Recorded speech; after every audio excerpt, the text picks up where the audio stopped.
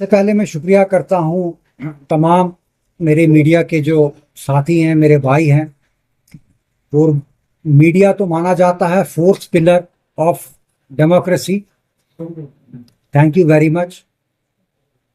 आज जनाब सुबह से ही हमने देखी कि एक पैनिक है, एक खदशात है लोगों में कि कुछ ऑर्डर निकले थे एयरपोर्ट के रनिंग के उससे लिहाज से। देखिए, इसमें एक पहले ऑर्डर निकला था जिसमें यह वाज़ेह हुआ था कि जुलाई से लेके सितंबर तक मंडे और ट्यूसडे जो फ्लाइट ऑपरेशंस हैं वो श्रीनगर इंटरनेशनल एयरपोर्ट पे सस्पेंडेड रहेंगी और एंडिंग अक्टूबर और फर्स्ट वीक ऑफ सितंबर में तकरीबन 15 दिन के लिए एयरपोर्ट शट डाउन रहेगा। लेकिन जब ये ऑर्डर पब्लिक हुआ, मुझे लगता है उस वक़्त बहुत सारे शायद पैरामीटर्स हैं जिन पे तवज्जो ना दी गई। देखिए, जो जून, जुलाई, अगस्त और सितंबर है, ये हमारा एक पीक सीज़न कश्मीर की टूरिज़्म का रहता है। इसमें टूरिज़्म की जो इनकमिंग होती है वो बहुत ज़्यादा होती है। इन्हीं महीनों में यात्रा जो है वो भी की जाती है।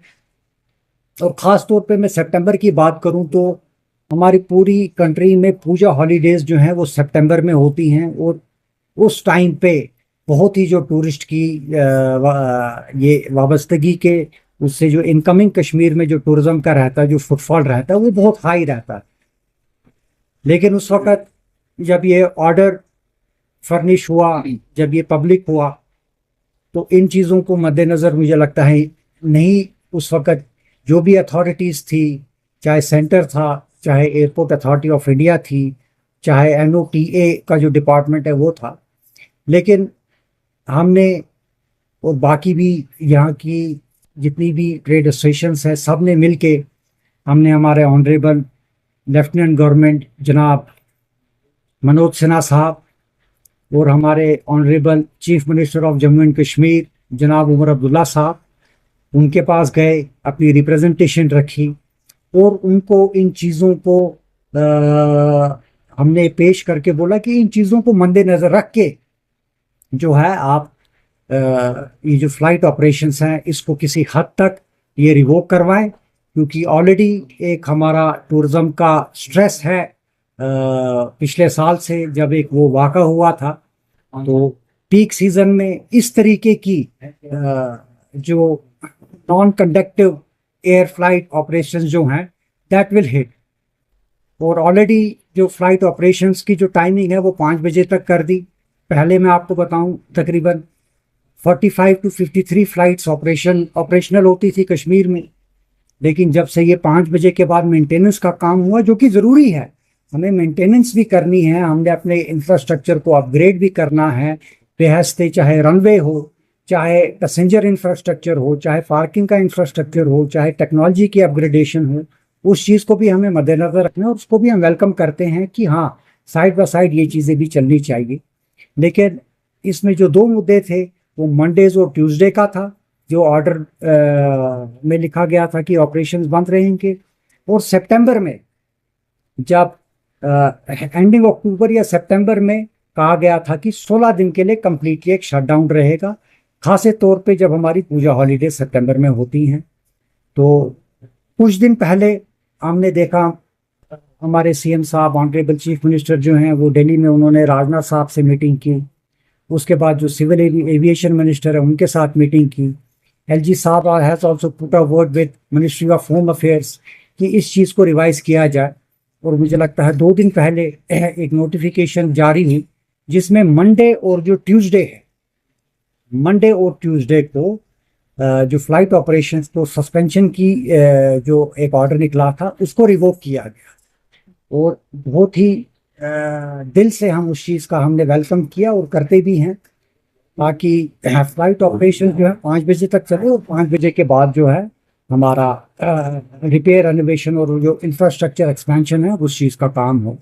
लेकिन आज सुबह देखा गया कि आज सुबह हमने देखा कि आज एयरपोर्ट पे कोई फ्लाइट्स नहीं है, ना आज के लिए हैं ना कल के लिए हैं, और एक पैनिक क्रिएट हो गया कि अगर एक ऑर्डर निकला था, नया ऑर्डर निकला था जिसमें इन्होंने मंडे और सैटरडे जो है, सॉरी मंडे एंड ट्यूसडे जो है, उसमें उन्होंने वाजे किया था कि नहीं, ये फ्लाइट ऑपरेशंस जो हैं इन इन दिनों हमने अब वो ऑर्डर को रिवोक कर दिया, फ्लाइट ऑपरेशंस चलें। उसके बाद हमारी आज सुबह से बहुत सारी मीटिंग्स भी हुई, और हम कम्युनिकेशन हमने हमारे जो एयरपोर्ट डायरेक्टर हैं उनसे भी की। इसमें थोड़ा डॉक्टर साहब भी आप जो हमारी कम्युनिकेशन एयरपोर्ट डायरेक्टर के साथ हुई, ये थोड़ा वाजे करेंगे कि उन्होंने आज की जो ये फ्लाइट रिज्यूम ना हो पाई आज की मंडे के लिए और कल के लिए, उसका रीज़न क्या था। पूछना चाहूंगा क्योंकि टाइम काफी हो गया, मुख्तसर साहब पे जवाब चाहूंगा। सर आपने जो कहा कि मिनी एयरपोर्ट्स यहाँ पर, मतलब you want to set up a mini airport in two camps of यात्रीज, तो ये थोड़ा सा इलैबोरेट कीजिए, क्या आपका, मैंने सर समझा नहीं। हाँ, मिनी एयरपोर्ट नहीं, मैंने कहा जैसे हमारे एयरपोर्ट के टर्मिनल्स होते, पैसेंजर टर्मिनल्स, ठीक है जी। जब हम चेक इन करते हैं, अब आप दिल्ली जाइए, आप देयर इज अ टर्मिनल, वहां पे आपको जहाज तक पहुंचने के लिए देयर इज अ सिस्टम, ठीक है कि नहीं, एक इंफ्रास्ट्रक्चर बना है जो बिल्कुल टेक्नोलॉजी के साथ आपका उसकी पूरी वाबस्तगी है। आप आज ऐप पे भी अपनी बोर्डिंग कर देते हैं, ठीक है कि नहीं। उस तरीके के मैंने कहा कि 2 टर्मिनल्स यहाँ पे तामीर किए जाएं, एक बालताल में, एक नुनवान बेस कैंप में, कि जिस तरीके से पैसेंजर हैंडलिंग पूरे वर्ल्ड में होती है, एयरपोर्ट्स पे होती है, उसी तरीके की एक टेक्नोलॉजी वाइज की ज़्यादातर जो भी यात्री हैं उनको ज़्यादा देर लाइन में खड़ा ना रहना पड़े, क्योंकि जितना आप मैनुअल सिस्टम रखोगे उतना टाइम टेकिंग होगा। लेकिन जितनी आप इसमें टेक्नोलॉजी लेकर आओगे, वो एक यात्री के लिए उसके लिए टाइम की भी बचत होगी, और उसको ना लाइनों में खड़ा रहना पड़ेगा, ना अपनी रसीदें कटवानी पड़ेंगी। पीछे ही रजिस्ट्रेशन में जिस तरीके का हमको एक बोर्डिंग पास दिया जाता है, ठीक है जी, बोर्डिंग पास लेके हम एक टर्मिनल में जाते हैं, वो टर्मिनल में थ्रू सिक्योरिटी प्रोसेस होता है, बैगेज होता है, हमारा ऑटोमेटिक जनरेशन हो जाती है कि हमारी गेट नंबर क्या रहेगा, अलग अलग गेट्स होते हैं, मुझे किस गेट से जाना, उसको किस गेट से जाना है। तो नॉट मिनी एयरपोर्ट्स, लेकिन जो पैसेंजर इनटेक टर्मिनल्स हैं, उस तरीके के टर्मिनल्स जो हैं, मैं क्या चाहता हूं कि इन 2 जगहों पे कायम किए जाएं विद द टेक्नोलॉजी, ताकि जितने भी आते हैं ये लेस टाइम टेकिंग हो, और लोग जो हैं अपना आगे जाकर अपने दर्शन के लिए वो अपना ये करें। Thank you. Thank you.